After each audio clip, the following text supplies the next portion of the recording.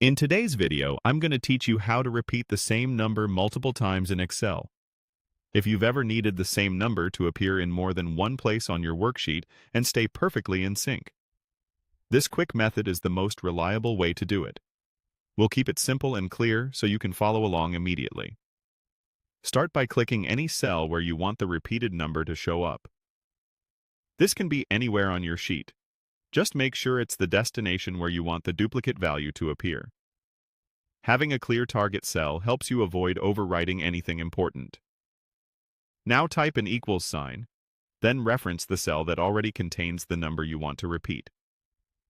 In Excel, every formula begins with an equals sign, and referencing a cell is as easy as typing its address, like A1 or B2. If you prefer, instead of typing the address, you can click the original cell after the equals sign, and Excel will fill it in for you. For example, if the original number is in A1, your destination cell should show A1. You're not copying the value itself. You're creating a live link that mirrors it. Press Enter to confirm. You should now see the same number in your destination cell. Behind the scenes, that cell contains a formula pointing back to the original.